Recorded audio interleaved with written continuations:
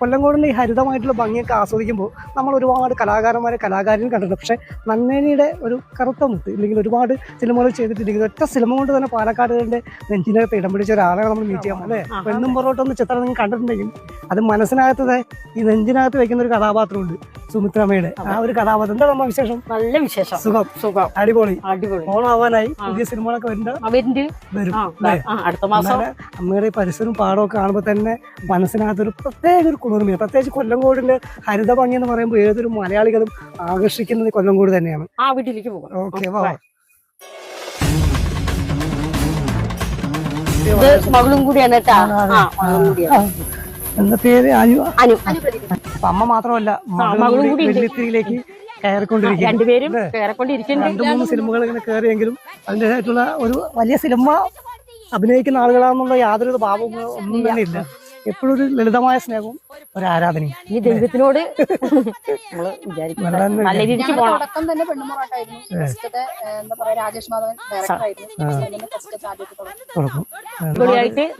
നടന്നു, വിജയിച്ചു, അടിപൊളി. അതാണ് എന്റെ വീട്ടിൽ.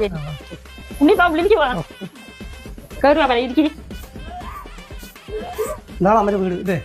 സുന്ദരമായ കൊച്ചു പാലക്കാട്ടുകാരന്റെ കൊച്ചു സ്വർഗം. നമ്മള് പെണ്ണും പൊറോട്ടും സിനിമ കഴിഞ്ഞു, ഗംഭീര വിജയമായി, ഒരുപാട് ആൾക്കാർ വിളിച്ചു, അഭിനന്ദനങ്ങൾ കിട്ടി അല്ലെ. വളരെ സന്തോഷം കിട്ടിയ ഒരു ദിവസം തന്നെയാണ് പെണ്ണും പൊറോട്ട റിലീസ് ആയതിനു ശേഷം. അത് കഴിഞ്ഞിട്ടുള്ള നെക്സ്റ്റ് പടം നമുക്ക് ഏതാ കിട്ടിയത്? പിന്നെ അത് കഴിഞ്ഞിട്ട് ഒഴിയാതെ എന്നുള്ളൊരു പടം ഫാറൂഖ് അബ്ദുൾ റഹ്മാൻ സാറ് ഡയറക്ട് ചെയ്ത ഒഴിയാതെ എന്നുള്ള സിനിമയിലാണ് ചെയ്തത്. നല്ല ഫാറൂഖ് അബ്ദുൾ റഹ്മാൻ സാറും നല്ല സപ്പോർട്ട് തന്നെയായിരുന്നു.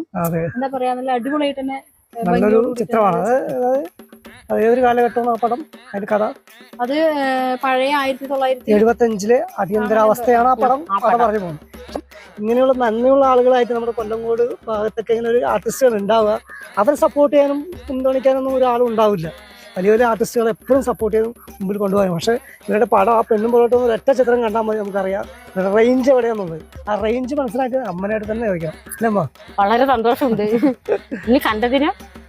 ഇനി നമുക്ക് വീണ്ടും കാണണം, തീർച്ചയായിട്ടും നല്ല രീതിക്ക് വരണം. അടുത്ത പടം ഏതാണ്? ഈ 2-3 കഴിഞ്ഞതേ.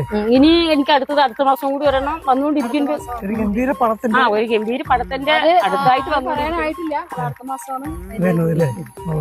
അപ്പൊ നിങ്ങൾക്ക് ഇനി നെക്സ്റ്റ് പടം അടുത്ത മാസം കൂട്ടാണല്ലേ? അപ്പൊ കണ്ടില്ലേ, ഒരു കുടുംബത്തിൽ നിന്നും ഒരു അമ്മയും മോളും കൂടി വെള്ളിത്തിരിയിൽ എത്തിക്കുമ്പോൾ അതിന്റെ യാതൊരുവിധ അഹങ്കാരങ്ങളും ഒന്നുമില്ല. എപ്പോഴും പച്ചയായ സാധാ കുടുംബം പോലെ നമ്മളെ മനസ്സറിഞ്ഞ് വീട്ടിൽ കൊണ്ടുവന്ന് വയറ് നിറച്ച് ഭക്ഷണവും തന്നു, ഒരുപാട് സ്നേഹവും തന്നു. ഇതാണ് ഇവരെ പോലെയുള്ളവരല്ലേ നമ്മൾ സപ്പോർട്ട് ചെയ്യേണ്ടത് അല്ലേ? അപ്പോൾ മറ്റൊരു വീഡിയോയിൽ കാണുന്നവരെ ബൈ.